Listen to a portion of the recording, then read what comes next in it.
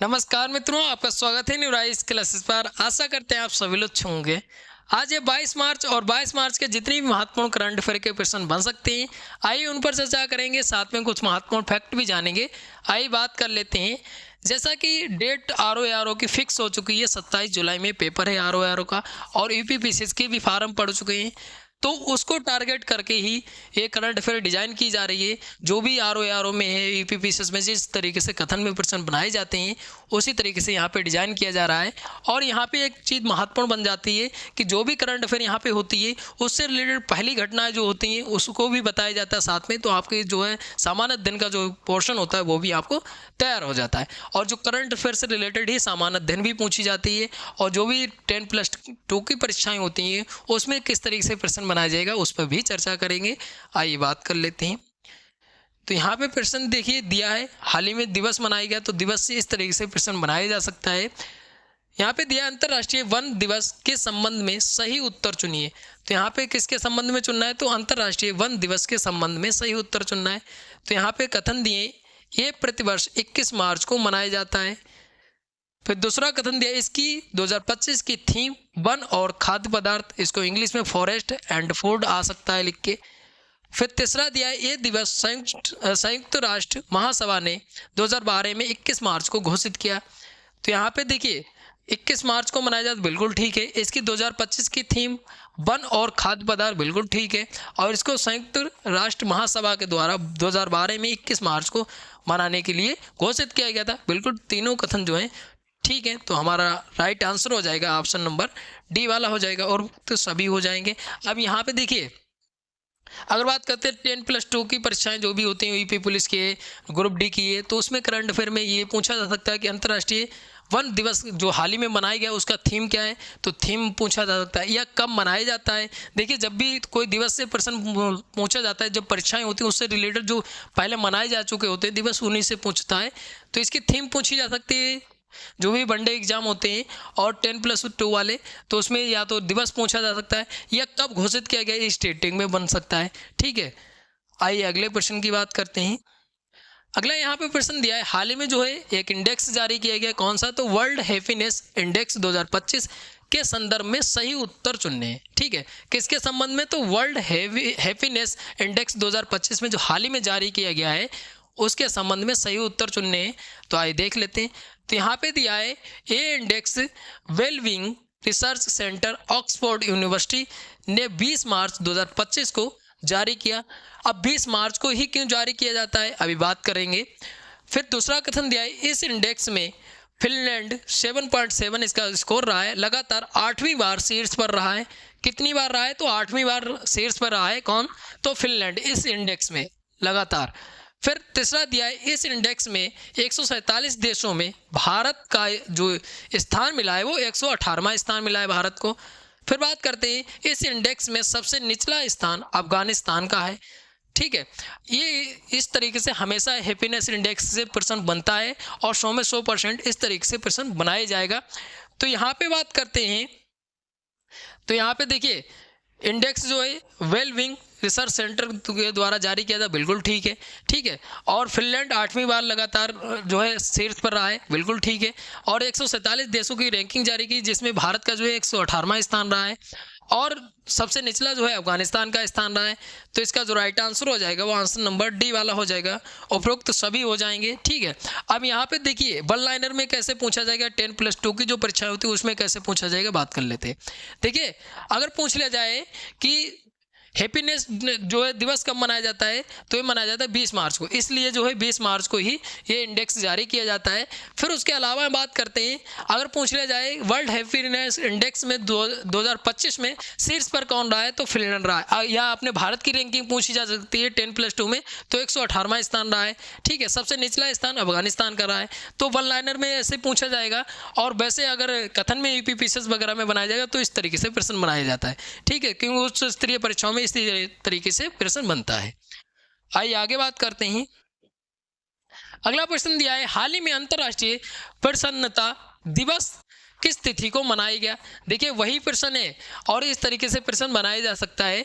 तो मैंने जो है 10+2 के लिए एक प्रश्न है, यहाँ पे 21 मार्च दिया है, 20 मार्च दिया है, 19 मार्च दिया है, और 22 मार्च दिया है, तो इसका जो राइट आंसर हो जाएगा वो आंसर नंबर हो जाएगा 2 वाला हो जाएगा। 20 मार्च को मनाया जाता है, ठीक है, 20 मार्च को मनाया जाता है।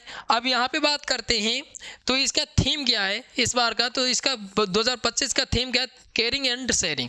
क्या है थीम, तो केयरिंग एंड शेयरिंग इसका थीम है। अब इसका थीम याद रखिए, अंतर्राष्ट्रीय हैप्पीनेस दिवस का थीम याद रखिएगा, ठीक है, तो केयरिंग एंड शेयरिंग ये थीम पूछा जा सकता है। और इसको जो है संयुक्त राष्ट्र के द्वारा 2013 में पहली बार मनाया गया। अब यहाँ पे स्टेटिंग में पूछा जा सकता है कि संयुक्त राष्ट्र के द्वारा सबसे पहले जो है इस दिवस की शुरुआत कब हुई, मतलब सबसे पहले कब मनाया गया, तो 2013 में मनाया गया। और 2025 की थीम क्या है, केयरिंग एंड शेयरिंग थीम है, और 20 मार्च को मनाया जाता है। इसी दिन जो है ये इंडेक्स जारी किया जाता है, ठीक है। आइए आगे बात करते हैं। अगला यहाँ पे प्रश्न दिया, हाल ही में श्रमिक कल्याण प्रणाली के लिए इंडस एक्शन के साथ किस राज्य सरकार ने समझौता किया। ठीक है, जो भी श्रमिक हैं उनकी जो है सुरक्षा करने के लिए, उनको मतलब और व्यापार बढ़ाने के लिए, स्वरोजगार प्रदान करने के लिए ये जो है समझौता किया गया है। किस राज्य सरकार ने किया, किसके साथ, इंडस एक्शन के साथ, ठीक है। तो यहाँ पे उत्तराखंड दिया है, मध्य प्रदेश दिया है, बिहार दिया है, उत्तर प्रदेश दिया है।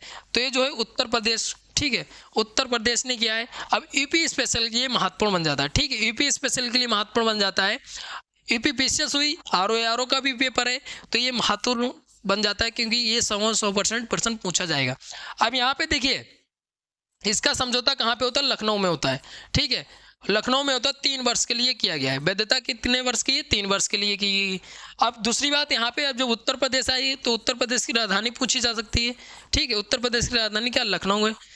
अब दूसरी चीज़ यहाँ के सीएम पूछे जा सकते हैं, तो सीएम कौन है, तो सीएम जो है योगी आदित्यनाथ है। फिर उसके अलावा एक चीज़ और पूछी जा सकती है, क्या पूछी जा सकती है, तो इसमें अभी हाल ही में महाकुंभ का आयोजन किया गया था, महाकुंभ का। अब महाकुंभ ये पूछा जा सकता है स्टार्टिंग में कि महाकुंभ कहाँ लगता है, तो प्रयागराज में। या पूछ लिया जाए कौन सी नदियों के संगम पर लगता है, तो गंगा, यमुना और सरस्वती के संगम पर लगता है। तो ये जो है जब उत्तर प्रदेश की बात आए तो आपको इतनी चीज़ याद रखनी है, ठीक है। अब दूसरी चीज़ यहाँ पे उत्तर प्रदेश के बारे में ही, हाल ही में उत्तर प्रदेश का बजट पास हुआ है तो भी चर्चा में, तो आपको उत्तर प्रदेश के बारे में याद रखना। और नासा ने जो है, नासा है उत्तर प्रदेश के एक जो है शुभांशु शुक्ला जी, उनको जो है अंतरिक्ष यात्री के रूप में चुना गया है नासा के द्वारा। और वो कहाँ के, तो लखनऊ के, तो उत्तर प्रदेश स्पेशल के लिए महत्वपूर्ण बन जाता है उनका नाम भी, ठीक है। आइए आगे बात करते हैं। अगला यहाँ पे प्रश्न दिया है, हाल ही में कहाँ देश का पहला, अब पहला आ गया देश का तो सबसे महत्वपूर्ण, 100 में 100% ये पूछा जरूर जाएगा, ठीक है, पब्लिक प्राइवेट पार्टनरशिप मतलब PPP आ सकता है इस तरीके से, आधारित ग्रीन बेस्ड प्रोसेसिंग प्लांट स्थापित किया गया। तो यहाँ पे बताना है देश का पहला ऐसा public private partnership green based processing plant स्थापित किया गया, वो कहाँ पे स्थापित किया गया ये बताना है। तो यहाँ पे बिहार दिया है, मध्य प्रदेश दिया है, राजस्थान दिया है, गुजरात दिया है। तो ये जो है कहाँ स्थापित किया, तो मध्य प्रदेश में स्थापित किया गया है। आइए थोड़ा सा और चर्चा करते हैं इसके बारे में। मध्य प्रदेश में स्थापित किया गया है, मध्य प्रदेश के किस जिले में, तो इंदौर जिले में स्थापित किया गया है, ठीक है। अब इंदौर जिले में स्थापित किया, किसके द्वारा स्थापित किया गया है बात करते हैं, तो ये जो है इंदौर नगर निगम के साथ और एस्ट्रोनॉमिक इंडस्ट्री प्राइवेट लिमिटेड का जो है इससे सहयोग से जो स्थापित किया गया है, याद रखिएगा। अब इंदौर की बात आई तो इंदौर जो है स्वच्छता में 7वीं बार जो है अवार्ड जीता है इंदौर ने। और हाल ही में इंदौर जो है मध्य प्रदेश लिए भी चर्चा में आया था क्योंकि वहाँ पे जो कोनू राष्ट्रीय उद्यान है वहाँ पे जो है पहले चीते बंद करके रखे जाते थे, अब उसको खुला छोड़ दिया गया है। फिर दूसरी बात ये हो जाती है कि ग्लोबल इन्वेस्टर समिट भी भोपाल में हुई है, तो इसलिए भी मध्य प्रदेश चर्चा में आया था। तो आपको मध्य प्रदेश के बारे में याद रखना है। और एक चीज़ और मध्य प्रदेश के चर्चा में आया था क्योंकि जो 58वां जो टाइगर रिजर्व बना है, कौन सा, तो माधव, जो 58 नंबर का माधव टाइगर रिजर्व बना है, ठीक है, तो वो भी कहाँ का है, तो मध्य प्रदेश का, MP का है। और अगर स्पेशली MP PCS में पूछा जाए तो MP का 9वां जो है टाइगर रिजर्व है। और वैसे अगर बात करते हैं देश में तो 58 नंबर का है। तो ये भी आपको MP के बारे में याद रखना है। आइए आगे बात करते हैं। अगला यहाँ पे प्रश्न दिया, हाल ही में कोलकाता में जन्मी साहित्यिक सिद्धांतकार गायत्री चक्रवर्ती सेहवाग को हॉलवर्ग पुरस्कार 2025 कहाँ प्रदान किया गया। तो ये बताना है जो हॉलवर्ग पुरस्कार 2025 का है, किसको, गायत्री जो है चक्रवर्ती को प्रदान किया गया है वो कहाँ पे प्रदान किया गया है, किसका है? तो यहाँ पे इंग्लैंड दिया है, अमेरिका दिया है, नॉर्वे दिया है, स्वीडन दिया है। तो ये जो है नॉर्वे का, ठीक है, नॉर्वे में प्रदान किया गया, नॉर्वे का है। और अभी पूछा जा सकता है कि इनका जन्म कहाँ की है, तो ये जो कोलकाता की हैं, ठीक है। याद रखिए, इतनी चीज़ आपको इनके बारे में याद रखनी है। आइए आगे बात करते हैं अगले प्रश्न की। यहाँ पे बहुत ही महत्वपूर्ण प्रश्न है। अगला प्रश्न है, हाल ही में कहाँ महिला सुरक्षा के लिए विशेष पहल सिस्टर स्वाड का गठन किया गया? मतलब जो महिलाओं की सुरक्षा के लिए एक जो है गठन किया गया इसका, और वो कहाँ किस सरकार ने किया है? तो उत्तर प्रदेश दिया है, दिल्ली दिया है, और बिहार दिया है, राजस्थान दिया है। तो ये जो दिल्ली सरकार ने किया है, ठीक है, महिलाओं के लिए जो। और चौथी महिला बनी है रेखा गुप्ता जी, दिल्ली की सीएम अगर पूछने जाए हाल ही में बनी है रेखा गुप्ता जी, ठीक है, उन्होंने ये शुरुआत की है। अभी एक चीज़ और महत्वपूर्ण बन जाती है, कौन से नंबर की? दिल्ली की चौथी महिला सीएम है। पहली महिला अगर सीएम पूछ ली जाए स्टेटिंग में, क्योंकि स्टेटिंग में बनाया जा सकता है, जब भी दिल्ली की बात आती है तो दिल्ली के बारे में महत्वपूर्ण बन जाता है, ठीक है। अब देखिए, चौथी महिला सीएम बनी है, पहली महिला कौन नहीं, तो सुषमा स्वराज रही हैं, ठीक है, सुषमा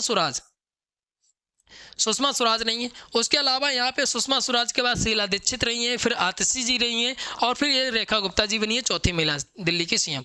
अब देखिए दिल्ली के बारे में, अब महिलाओं को जो है रुपए भी दिए गए, 2500 रुपये दिए गए, ठीक है। 8वीं जो भी पहली किस्त 8 मार्च को दी गई, क्योंकि अंतर्राष्ट्रीय महिला दिवस होता है उसी दिन दी गई। उसके अलावा दिल्ली में ही कुछ परिवर्तन ऐसे किए गए, आरोग्य मंदिर भी स्थापित किए जाएंगे 25,000।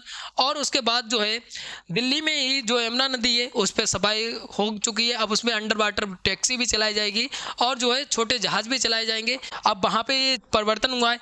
आइए आगे बात करते हैं। अगला यहाँ पे प्रश्न दिया है, बहुत ही महत्वपूर्ण प्रश्न है, ये प्रश्न पूछा जाएगा। यहाँ पे दिया है, निडर के संबंध में सही कथन चुनने। तो यहाँ पे पहली बात तो यही पता नहीं होगा, पूछ लेगा इसका अर्थ क्या है, इसकी फुल फॉर्म क्या है। तो इसके पूर्ण रूप देखिए कथन में ऐसे बनाया जाएगा, national innovation challenge for drone application and research. इसका फुल फॉर्म क्या है, निडर का फुल फॉर्म क्या है? तो इसका full form national innovation challenge for drone application and research. पहला कथन ये हो गया। दूसरा कथन दिया है, इसे इलेक्ट्रॉनिक्स एंड सूचना प्रौद्योगिकी मंत्रालय और जो है ड्रोन फेडरेशन ऑफ इंडिया द्वारा लॉन्च किया गया। तो किसके, अब ये भी पूछ लिया जाएगा किसके द्वारा लॉन्च किया गया। फिर तीसरा कथन दिया, इसका उद्देश्य मानव रहित विमान प्रणाली में नवाचार अनुसंधान को बढ़ावा देना इसका उद्देश्य है, और ये जो है स्वयान पहल के तहत कार्य करेगा। तो इस पे बात करते हैं, तो ये दोनों सब कथन जो हैं बिल्कुल ठीक है, उपरोक्त तो सभी कथन सही हो जाएंगे। देखिए इसका फुल फॉर्म पूछा जा सकता है 1 लाइनर में, ठीक है, जो भी 10+2 की परीक्षाएं होती हैं। या किसके द्वारा लॉन्च किया गया, तो इलेक्ट्रॉनिक्स सूचना प्रौद्योगिकी मंत्रालय है, और जो है ड्रोन फेडरेशन ऑफ इंडिया के द्वारा संयुक्त रूप से लॉन्च किया गया है। और इसका उद्देश्य ये मानव रहित विमान प्रणाली को नवाचार, मतलब उसमें से प्रशिक्षित करना इसका उद्देश्य है। तो इसलिए जो है लॉन्च किया गया, और 3 जो है चारों कथन जो है बिल्कुल ठीक है, ठीक है। आपको 1 लाइनर में भी बता दिया, और ये जो है यूपीपीएससी में इस तरीके से प्रश्न बनाया जाएगा। आइए आगे बात करते हैं। अगला प्रश्न है, हाल ही में कहाँ उंटियाला वंश की घनी झाड़ी की नई प्रजाति की खोज की गई है? तो बताना है इस प्रजाति की खोज कहाँ पे की गई। यहाँ पे तेलंगाना दिया है, केरल दिया है, तमिलनाडु दिया है, कर्नाटक दिया है। तो ये जो है केरल में की गई है। आइए थोड़ा सा और चर्चा करते हैं। केरल का एक जिला है, कौन सा, तो तिरुवनंतपुरम। वहाँ पे जो है वायुस्फीयर स्थित है, कौन सा, तो अगस्तमाला। यहाँ पे जो है इसकी खोज की गई है।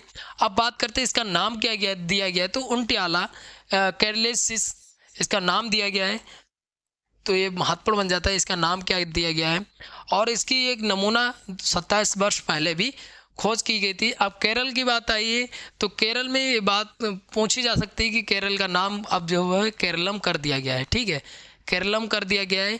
और बात करते हैं केरल का जो है नृत्य पूछा जा सकता है, जब भी करंट से रिलेटेड बनता है प्रश्न तो स्टैटिक में ही बात केरल का जो है कथकली, केरल का क्या है, तो कथकली शास्त्रीय नृत्य है, और एक जो है मोहिनीअट्टम, ठीक है, ये दोनों शास्त्रीय नृत्य हैं केरल के।